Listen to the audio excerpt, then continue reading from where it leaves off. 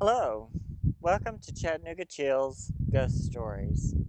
I'm going to be your host, Mark Foltz. We are now in a cemetery that is nestled in the beautiful hills of St. Elmo, and one of my favorite old stomping grounds. And I wanted today to share some stories with you that when I was young, they meant a lot to me. And got me inspired to do the work that I'm doing now in writing books, collecting ghost stories, collecting uh, local legends, history, um, all of the above. But when I was a child, uh, my grandmother, Laura Swearingen, who is my mother's mother, was very psychic, and she also had a great amount of ghost stories that I love to hear. And in the Victorian period, because of Charles Dickens' Christmas Carol, which is a ghost story, people began to tell ghost stories at Christmas time, and it became a tradition. So when I was very young, one Christmas evening, when I was about 15, 16, we were around the fireplace because I actually grew up in a place with a fireplace. And we told ghost stories on Christmas Eve for about 3 hours. And it was one of the most enjoyable Christmas Eves that I can remember. And you wouldn't think so, but it brings an intimacy that you just wouldn't expect because you're around the fire, you're telling stories, you're interested, you're sometimes a little scared, a little anxious, and it's a lot of fun. It's very safe entertainment and very enjoyable. So hopefully some of the stories that I will tell you today will you will take and make them part of your stories that you tell on Christmas Eve around the fire. The first story that I'm going to tell is one my grandmother used to repeat, I'm going to call it The Night Caller. This is a story of a woman, her name Helen. It was in about the 40s. Her husband had just died from a prolonged illness, and the day that they buried him, it began storming terribly, terribly. Sheets of rain, lightning, thunder. So after the funeral was over and all the guests had left and all the mourners had gone home, Helen went home exhausted, uh, got ready, went to bed. She was just ready to pass out for days. And she had gone to sleep, and somewhere in the evening, the phone rang and woke her up. It was still just lightning and thunder and just horrible weather. And she answered the phone. Hello. And there was this very strange voice on the other end. It sounded very far away. And it said, Helen, come get me. I want to come home. And she thought it was a prank call, so she told them to leave her alone, and she hung up. A few minutes later, the phone rang again. She answered, and again, this very strange voice said, Helen, come get me. It's cold. It's dark. I want to come home. So she screamed, put the phone down, thought somebody was pulling a very cruel prank. Again, the phone rings. didn't want to answer it, but for some reason she couldn't keep herself from it. So she answers the phone and says, "Who are you? What do you want?" And the voice said, "I want to come home. Please come get me.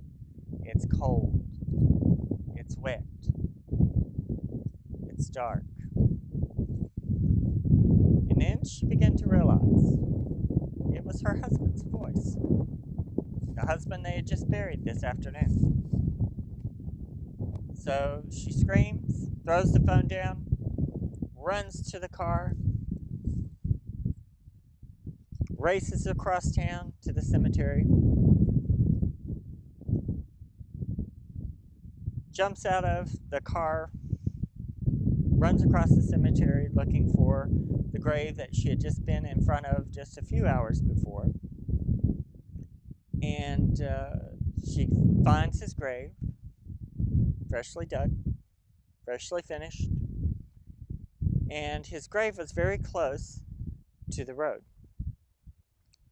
When she got up close to the grave, she looked up and had seen that a tree had been knocked down during the electrical storm, and it had knocked down a telephone pole, and the telephone wires were knocked down, and lying across her husband's grave and tombstone was a telephone wire.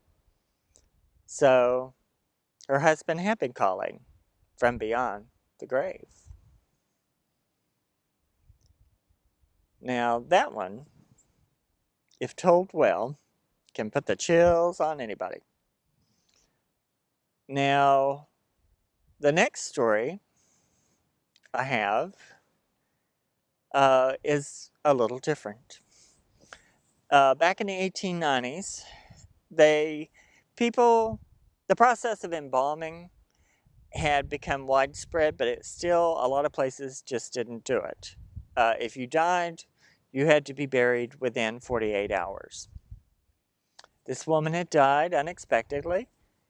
They buried her. During the funeral, the caretaker had seen she was being buried with a great deal of jewelry. So he helped bury the lady, made sure all the mourners had gone home, and the caretaker went away, got a friend, and came back at night and was going to dig her up and get that jewelry. So they dug up her grave, opened the casket. There she is, laid out, several $1,000s in necklaces, rings. So he's able to get everything except this ring that he really wants.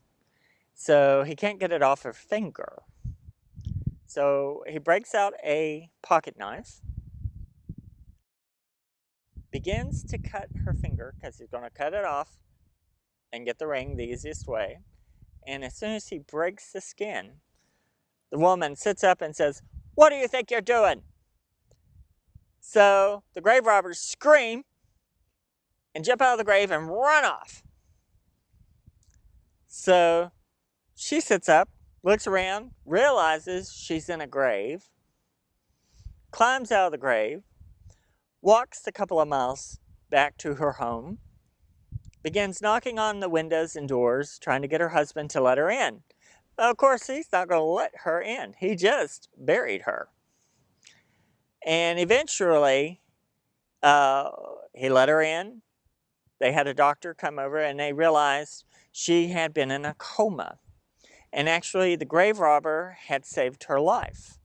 So they put an ad in the paper as a reward for that.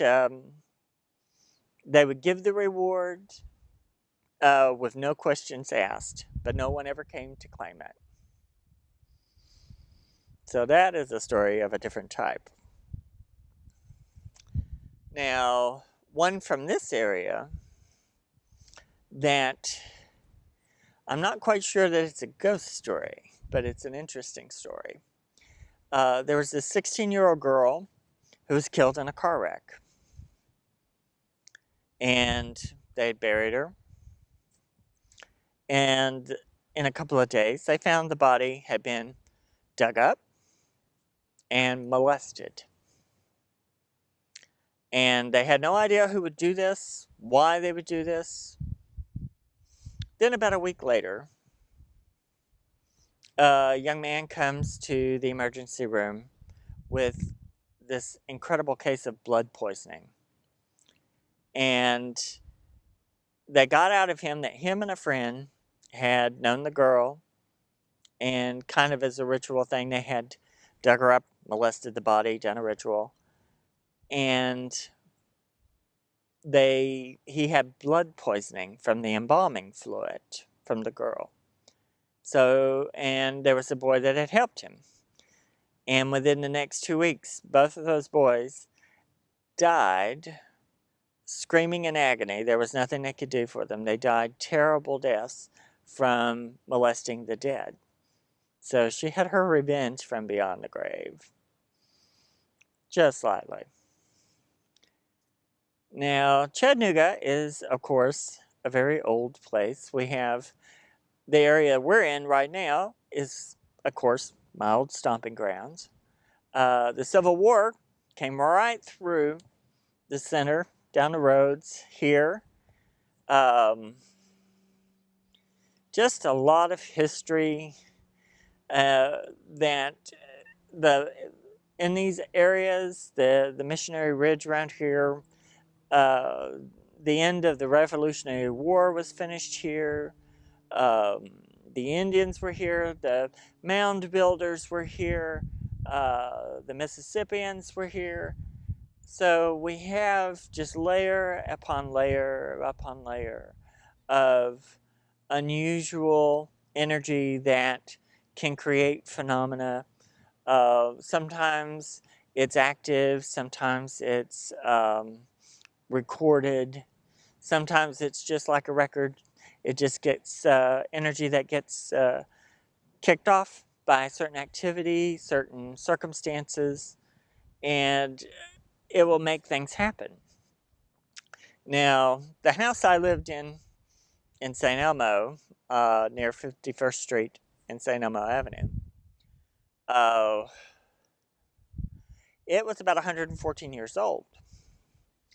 Now, of course, I always try to find a house that has ghosts because I think it has character, and of course, I just like it. We'd found this house 15 years ago. It had some activity, but it was very rare. But we had a lot of phenomena where there would be this old man who was very disheveled looking. And it seemed to happen when we were getting ready for parties or doing something or building something or doing crafts. This spirit, this old man, would come to the front window and look in. Then he would go around the house, and then you would start hearing something in the basement kicking the doors and making noise. So the old man kind of looked like somebody from the Civil War. So I have a friend named Jerry Harvey, and one time he was over with me at the house, and we were sitting in the front room doing some crafts, and all of a sudden he goes, "Who's that?" And I said, "What?" And he goes, "There's this old man looking in the window." And I said, "It's okay." He says, No, he went around the house." So Jerry went out, chased around the house, looking for this old man, came back, and then I had to inform him, he had seen our resident Civil War ghost. And took him a while to accept that. But, and Jerry's involved in several ghost stories I've got to tell. But the noise of the kicking in the basement, we never could really figure that one out until someone who used to live there with their grandmother came by, and I think their family name was Carver. And they came by and said in the 70s, they had gotten a Shetland pony. And you really couldn't have a Shetland pony downtown. So they would hide that Shetland pony in the basement and at night ride it around the neighborhood. So the horse would be kicking the door and stuff like that. So it was still, that was a replay of that energy when we'd hear that noise. Now, the old house was split into like a duplex. And an old friend of mine that I used to take care of, Judith, lived on one side, I lived on the other. And she had a spirit she had brought with her from Indiana that I didn't care for, that I made her keep on her side of the house. And a while back, she had to be hospitalized. So anytime she had to leave the house for any period of time, this male spirit would be on her side at the door going, Judith, Judith, you know, so, or speaking or doing stuff. So my friend Carrie came over one day and we were sitting in the front room again, and he heard someone in the kitchen go, hey, and he goes, Mark, Jesus is calling you from the kitchen. I said, and I ignored it. I said, don't worry about it. And did it again, and he goes, you're just being rude. Why don't you go answer her? And I said, there isn't anyone here. That's her thing on the other side calling for her. And so, of course, he had to go through the house and checked it and scared him to death. And the last time it did it to me, I was going through the hallway about 3 in the morning, and it goes, Judith. And so I went, shut up and stay on your side.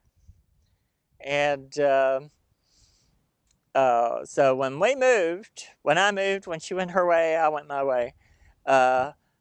Hopefully it went with her, but if not, somebody's buying that house with an extra guest that they'll be experiencing lots of fun with.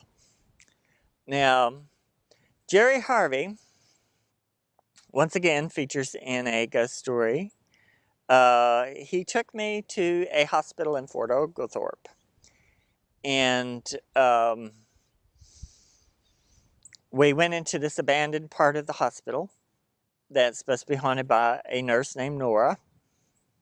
Because she goes in, takes people's temperatures, and talks to them. But she's old-fashioned, has an old-fashioned nurse's cape, old-fashioned hat. And they'll ask about the nurse, and the nurses think they're nuts. So he took me to this place. We went up to the abandoned part. And it's a long hallway with a big chapel-looking room. And we were there in the dark.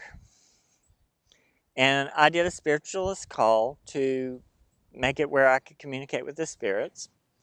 And in the dark, it was like somebody reached up and pulled a zipper, opening a zipper. And it was this little sliver of light started coming into the room. And you could see people coming in and out of that light. I thought it was quite beautiful. It was very unusual. So I told Jerry, and he had a female friend with him that had come along for the ride. And I got them to come up close to see what I was seeing. And they both saw this girl's ghost peek around the corner.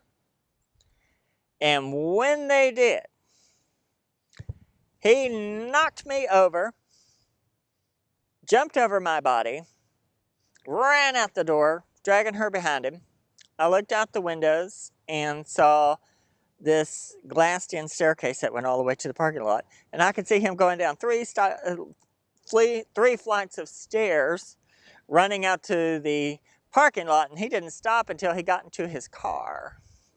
So with Jerry, I figured out anytime I go ghost hunting, I have to make sure he keeps a distance of at least 6 feet, because I will get knocked over, anything else. So, because he gets scared, and he's a runner. But he also adds a lot of elements of fun to a ghost hunt. Downtown Chattanooga, of course, has gone through many, many, many changes. uh, where Cameron Hill is, where the Blue Cross building is, that used to be a huge, huge mound.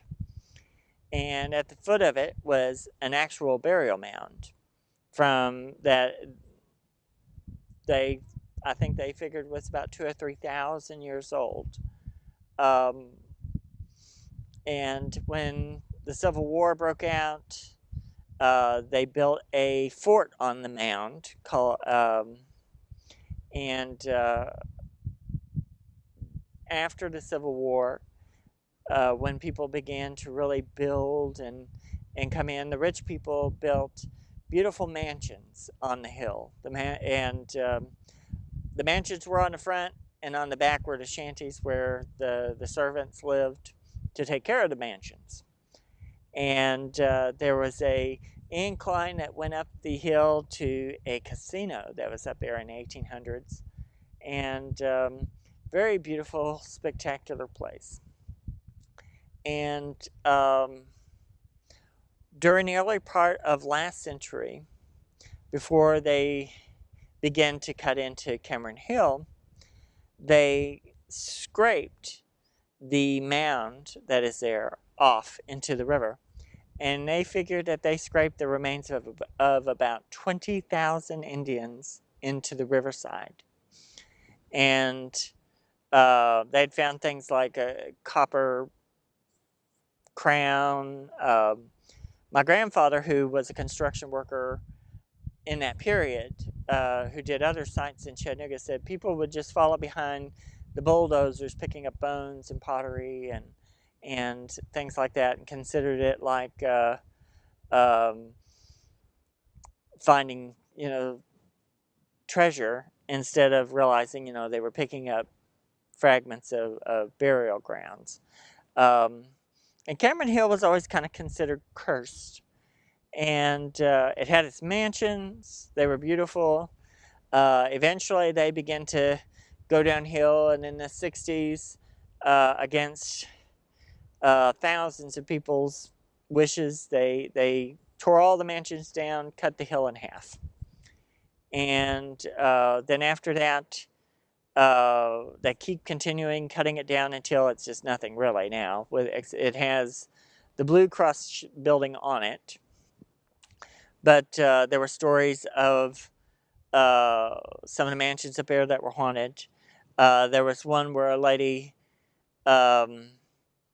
who was a servant, it was in the late 1800s, early 1900s. She took care of a rich lady there. And when the lady had died, someone had stolen a great deal of jewelry, silverware, and they blamed the servant. And she lived across on the shanty side. So they were coming to her to lynch her. And she ran in that house, looking around, trying to find something to prove her innocence. And they came and dragged her out and hung her. And after that, the house became very haunted. People would hear the door would slam open. You'd hear someone up going through all the drawers and all the things. And it was the ghost trying to find the evidence to prove her innocence. And eventually, they found the jewelry that had been hidden by a relative who was coming back to steal it. And of course, they didn't hang her. But once they had solved it and cleared her name, then the haunting stopped.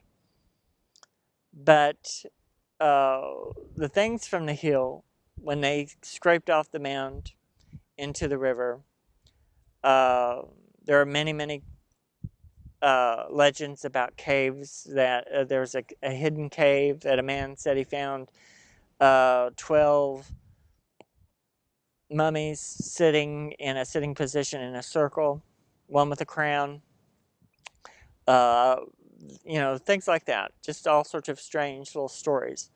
But where they scraped off the mound is very close to Ross's Landing, and very close to that, near the bridge, is a uh, memorial fountain that is built in stair steps down to the river, and it has names of different Indian cultures that were here.